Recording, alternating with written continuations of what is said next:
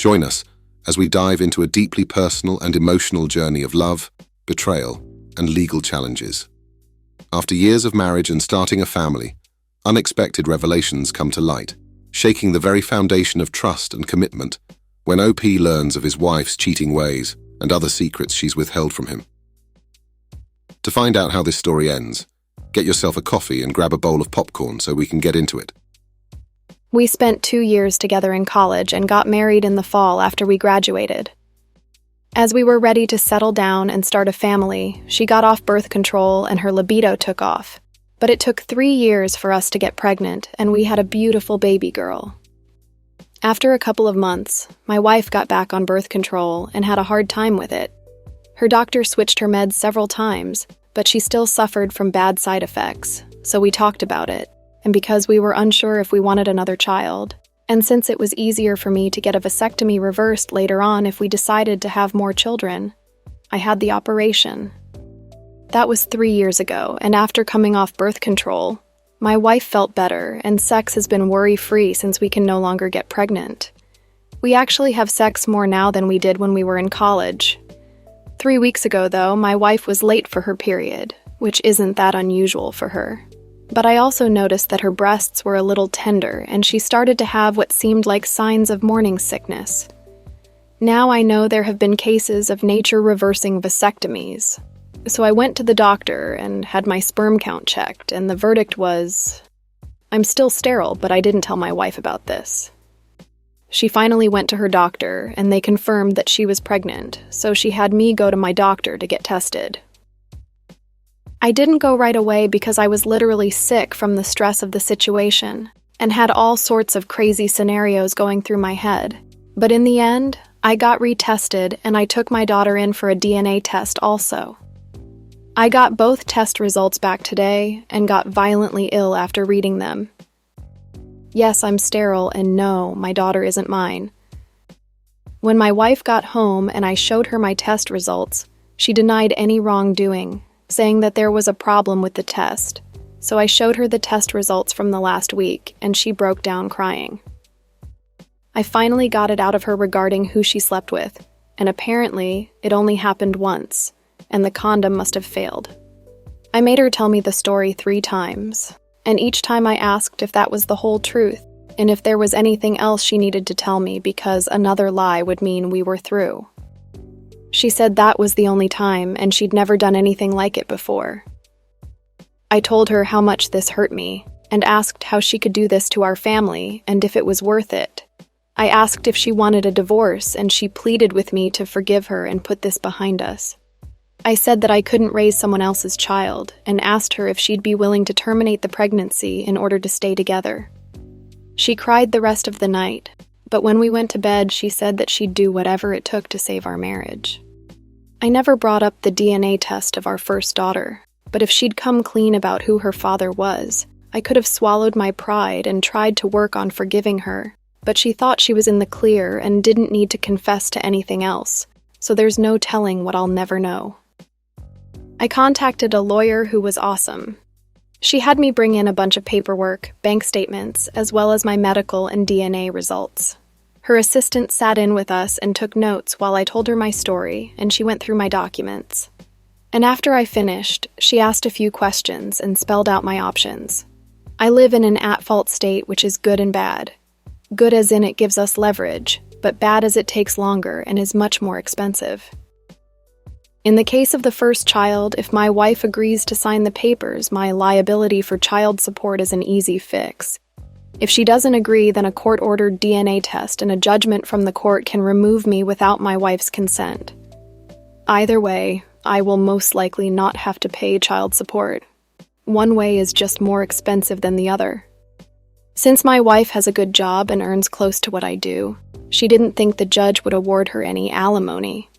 All of that plus dividing up our property and other things can be negotiated before a judge gets involved. The bad news was, due to the holidays, they couldn't have the papers ready before Christmas, but they definitely would be before the end of the year.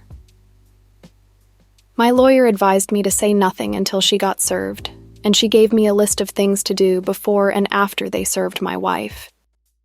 One thing they did point out was since we were actively trying to have a baby, there was a possibility that my wife didn't know that the child wasn't mine. My wife has an appointment with her obstetrician tomorrow. This story was wild to me. The fact that OP was willing to stick around with a woman who cucked him is something that I could never do. Having such a display of betrayal stare me in the face every day is something I'd rather not have to deal with. Again, though, if paternity tests were mandatory at birth, OP could have discovered the truth much earlier on. OP has an update regarding all of this drama, though, so why don't we get into it? I met my sister at my house, and we started moving my stuff to hers while the divorce goes through, or at least until my soon-to-be ex-wife leaves and I get possession of the house. We took 4 carloads to her house and came back for the rest, as my sister felt it was important for her to be there for support and as a witness. I also moved the nanny cam into the living room so it could record everything in the cloud. At about 10:45 in the morning, I got a text from the lawyer saying that my wife had been served, and I sent her an email saying that I'm at the house when she's ready to talk. A couple of minutes later, I got a text from my wife asking why, so I resent the first text and waited for her to get home. She sent several text messages and voicemails, but didn't mention anything about her cheating, just how she thought we were working things out, and how she thought we'd sit down and have a conversation before proceeding with the divorce. She played the family card and how this will devastate the child and our families, and went on to say how she felt betrayed. She was still sharing her location, and it took her 20 minutes to leave work, after which she stopped at a nearby Walgreens for a few minutes. The purpose of the stop became clear as a police car pulled in behind her in the driveway. According to the officers, she brought the police because she said she was afraid as we had guns in the house. I showed the officers my empty gun safe and said that I moved them to another secure location. We went back to the living room and I showed my wife the paternity test that I did, proving to her that our daughter wasn't mine. Her response was denial and disbelief, which appeared genuine, and then she broke down and cried for about 10 minutes. I told her that this was the final straw and why I wanted the divorce. And about that time, the police officers reminded me to keep it civil and made their exit after I told them I'd be leaving to stay at my sister's house, but not before having a quick conversation with my wife. Who is our daughter's father? I don't know. Did you fuck that many guys, or do you just not know his name? Just how many times did you cheat on me between pregnancies? I swear, it was just 2 guys. I told you before that if you didn't tell me the whole truth, I was done. Seriously, I'm not going to sit here and raise someone else's child, so you better figure out who the dad is because I'm not paying child support either. What will we tell our daughter? It's up to you. This is your mess. I'm not taking the blame or cleaning it up.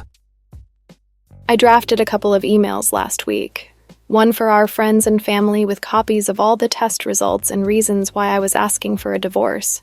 The other for my wife with copies of the same test results along with what I knew and things I had told her previously. I had to run it through my lawyer and make a few edits before she signed off on it. In the end, I told her that if she'd been truthful with me, we might have been able to work things out, but I couldn't trust a lying serial cheater, and I told her if she'd gotten her tubes tied instead of me getting a vasectomy, she might have got away with it. I also told her that she needs to get a lawyer so we could move forward and start to heal.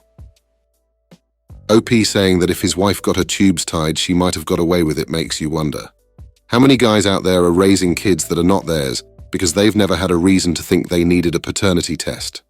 To me, that's one of the most concerning things when it comes to certainty of paternity, as a guy can't be 100% sure that a child is his, regardless of how much trust he has in his partner. No one should feel obligated to raise a child that isn't theirs, and while this may seem unfair, it's something that cheaters have to deal with. Getting pregnant for someone who isn't your partner is a choice you make through your actions. It's not something that was thrust upon you. Hopefully, OP gets to move on with his life with a woman who will love and respect him in ways that his soon-to-be ex-wife never did. I hope you enjoyed today's episode of Coffee and Popcorn, and I can't wait to see you on the next one.